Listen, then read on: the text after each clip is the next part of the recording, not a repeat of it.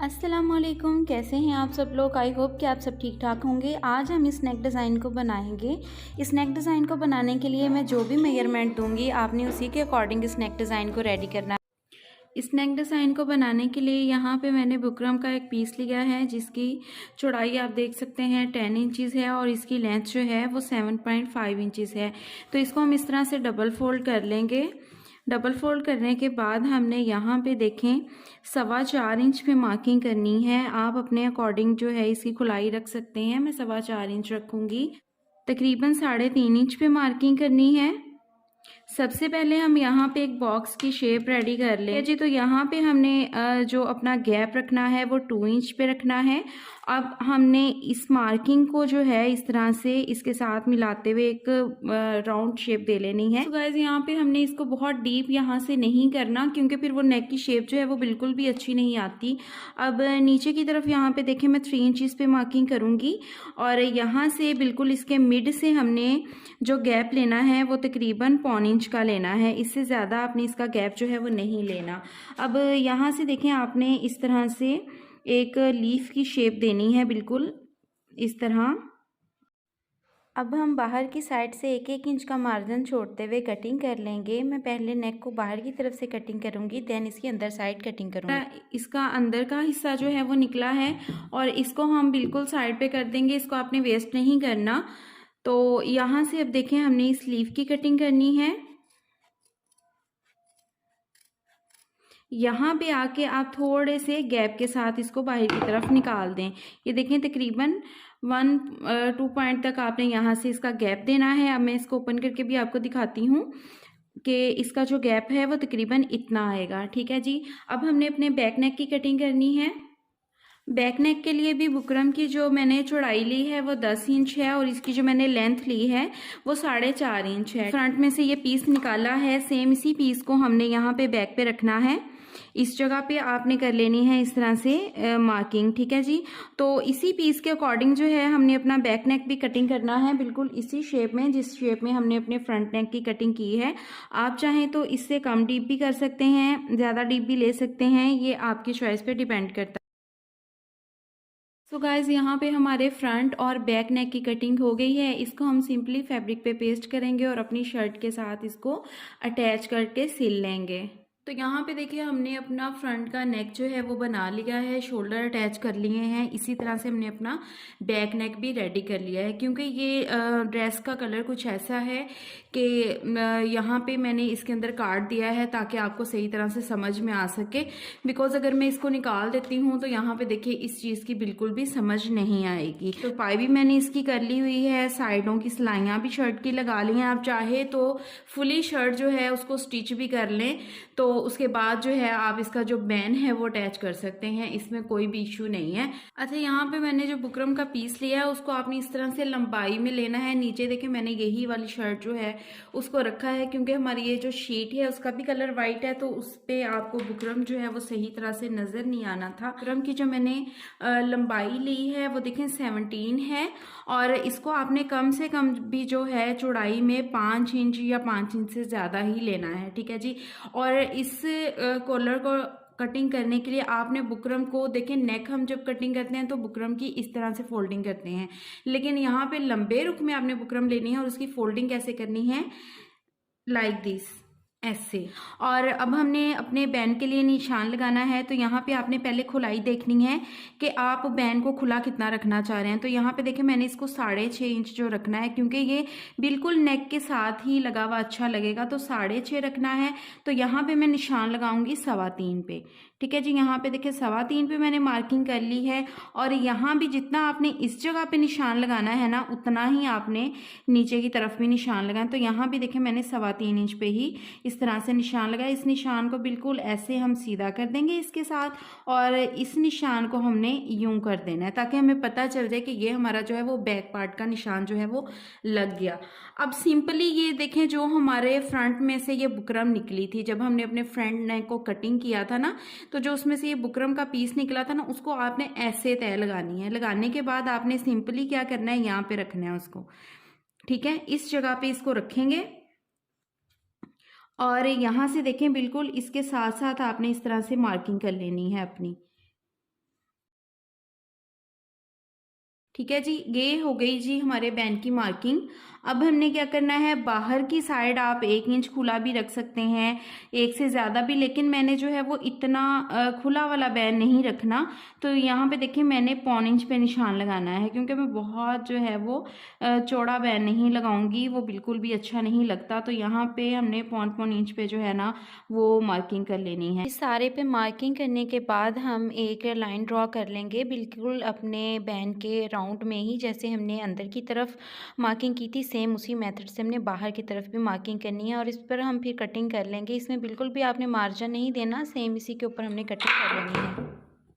सो ये देखिए हमारे नेक की जो हमारा बैंड जो है वो इस तरह से हमारे बैंड की कटिंग जो है वो हो गई है। अब हमने इसको करना है पेस्ट फैब्रिक के ऊपर।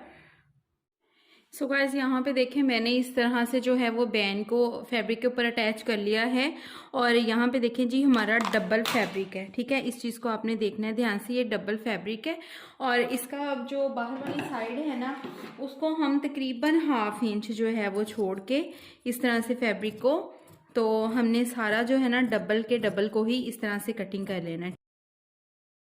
ये देखिए यहाँ पे ग्लू है जिसको मैंने यहाँ पे लगाना है और इस तरह की आप ग्लू मार्केट से आसानी से मिल जाती है। मुझे बहुत सी लड़कियों के मैसेजेस आ रहे थे कि ये आपने कहाँ से बाय की है।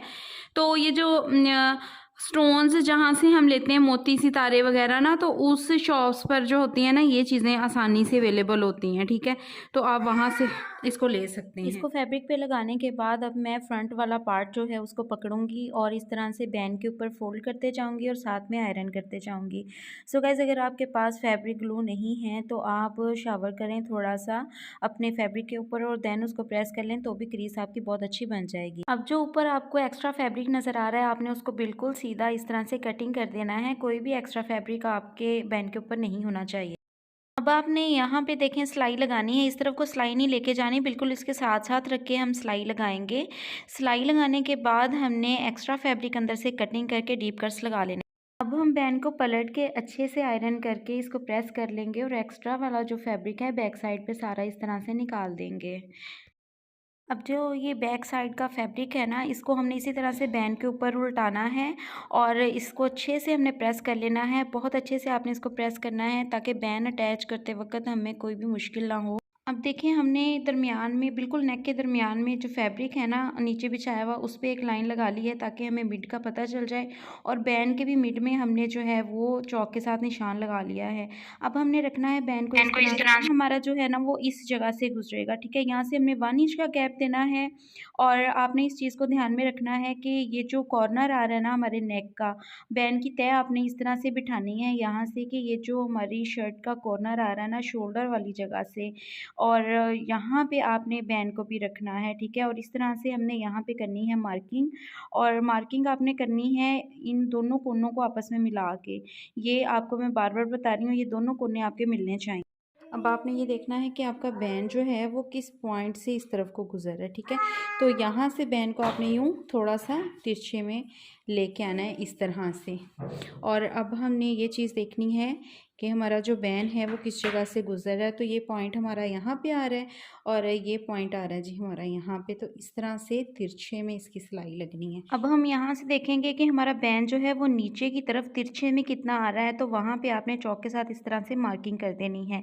ये 2 इंच पे जो हमने मार्किंग की है बिल्कुल उसी से नीचे की तरफ हम इस तरह से तिरछे में मार्किंग कर देंगे कि यहाँ से हमारा बैंड इस तरफ, ये देखें इतना गैप जो है वो ये वाला हिस्सा हमारा इतना जो है वो बैंड के अंदर जाना है। ठीक है, अब हम यहाँ से इस बैंड को उठा लेंगे और सेम आपने क्या करना है, यहाँ से आपने देख लेना है कि जितनी हमारी इधर से मार्किंग है सेम उतनी ही हमारी जो है वो दूसरी साइड से भी मार्किंग आपने ले लेनी है। ठीक है, ऐसे और इधर से भी ऐसे। तो ये बैंड हमारा जब आपस में अटैच होगा तो इस तरह से हो जाएगा। अब इसको हम कर देते हैं साइड पे और अब हमने ये देखना है कि यहाँ से यहाँ तक हमारा आ रहा है 2 इंच। ठीक है, यहाँ पे और इधर से भी हमने 2 इंच की मार्किंग ले ली और यहाँ से अब देखना है गैप कितना है। तो यहाँ पे देखें 1.25 इंच का गैप है, तो यहाँ पे भी हम 1.25 इंच पे मार्किंग करेंगे और इस तरह से इसको भी यूँ तिरछा कर देंगे। तो इस तरह से हमारी ये देखें मार्किंग हो गई। अब मैं आपको बैंड लगाना सिखाऊंगी। अब हम बैंड की सिलाई लगाना स्टार्ट करेंगे। तो इस तरह से आपने नेक को ओपन कर लेना है और यहाँ पे देखें बैंड के जहाँ किनारे पे हमने मार्किंग की थी उसको किनारे पे ही रखेंगे और इस तरह से जहाँ पे नेक पे मार्किंग की थी वहाँ से हमने सिलाई लगाना स्टार्ट करनी है। तो सिलाई आपने बहुत अच्छे से पक्की करके लगानी है कि आपका बैंड जो है वो बार बार यहाँ से हिले नहीं, उधड़े नहीं। तो आपने इस तरह से सिलाई को बाहर की तरफ निकाल लेना है और इसी तरह से हम बैंड को घुमाएंगे और दूसरी तरफ भी इसको इसी तरह से अटैच कर लेंगे। बाहर से ही सिलाई लगाएंगे इसकी इस तरह से और नेक को इसके अंदर करते हुए इस तरह से बिल्कुल मार्किंग को आपस में मिलाते हुए हमने यहाँ पर भी सिलाई अच्छे से अपनी जो है वो लगा लेनी है। अब ये देखें जी हमने इस तरह से बैंड को राउंड में कर लिया है। अब ये चीज़ इसकी हमने कवर करनी है तो आपने इस तरह से इस फैब्रिक को खोल लेना है। खोलने के बाद ये देखें ये जहाँ पे क्रीज आ रही है ना ऐसे ही आपने पकड़ के बुकरम को अंदर की तरफ फोल्ड कर लेना है। ठीक है, करने के बाद यहाँ पे देखें चौक के साथ आपने इस तरह से मार्किंग कर लेनी है।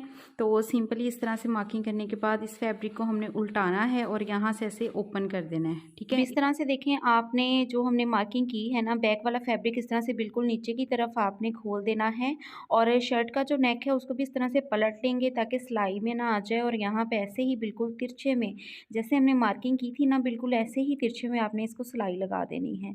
सेम इसी तरह से हम दूसरी वाली साइड का भी फैब्रिक इस तरह से पलटेंगे और यहाँ पे मार्किंग कर लेंगे और फिर सारे फैब्रिक को इस तरह से ओपन कर देंगे। कमीज़ वाला फैब्रिक फोल्ड करेंगे और यहाँ पर भी इस तरह से सिलाई लगा देंगे। अब जो एक्स्ट्रा फैब्रिक है उसको हम दोनों साइडों से कट कर देंगे। कट करने के बाद बैंड को हमने इस तरह से पलट लेना है और इसका जो कॉर्नर है उसको आपने अच्छे से बाहर की तरफ निकालना है किसी नोकदार चीज़ से, लेकिन ध्यान रखिएगा कि आपका फैब्रिक ना फट जाए। इस तरह से कॉर्नर इसका जब बाहर आ जाएगा तो एक्स्ट्रा सारा फैब्रिक आप अंदर की तरफ कर देंगे और अंदर की तरफ करने के बाद आप इस पर जो है वो तुरपाई कर लें। सो गाइज ये है हमारे नेक की फाइनल लुक और नेक डिज़ाइन हमारा बना हुआ देखिए कितना खूबसूरत लग रहा है। यहाँ पे इस तरह से ये वी शेप में बन जाता है। जब हम इसके यहाँ पे हुक अटैच करते हैं तो यहाँ से मैं इसको ओपन करके भी आपको दिखा देती हूँ। तो ये देखें इस तरह से बैंड जो है हमारा बहुत ही नीट तरीके से लगा है। इसके नीचे जो है वो मैंने तुरपाई की है, सिलाई नहीं लगाई, बिकॉज हमारा ये फैब्रिक जो है वो थोड़ा उरेप में होता है। जब हम इसको सिलाई लगाते हैं तो आगे आगे ये सरकता रहता है और यहाँ पे जो है ना वो झोल पड़ते हैं जो कि बहुत ही बुरे लगते हैं। तो आपने जो है वो कोशिश करनी है कि इसको आप तुरपाई कर लें। ठीक है जी, तो यहाँ पे देखें बैंड हमारा अटैच हो चुका है। इसके नीचे ये देखें मैंने कार्ड रखा है ताकि इसकी ये वाली साइड जो है और क्लियर तौर पे नज़र आ जाए। और यहाँ पे हमने एक छोटी हुक अटैच करनी है, एक इस कोने पे और एक इस कोने पे। इसको हम इस तरह से जब बंद करेंगे तो ये हमारा डिज़ाइन जो है वो इस तरह से बन जाएगा। ठीक है जी, तो आपने भी इस नेक को ज़रूर ट्राई करना है और कमेंट सेक्शन में मुझे लाजमी बताना है। और जिस मेरी सब्सक्राइबर की ये फरमाइश थी तो हमने उनकी फरमाइश जो है वो पूरी कर दी है। उनका कहना था कि सर्दियाँ चली जाएंगी, प्लीज़ आप मुझे ये नेक डिज़ाइन बनाना बता दें। सो गाइज़ मिलते हैं नेक्स्ट वीडियो में, तब तक अपना बहुत सारा ख्याल रखिएगा। अल्लाह हाफिज़।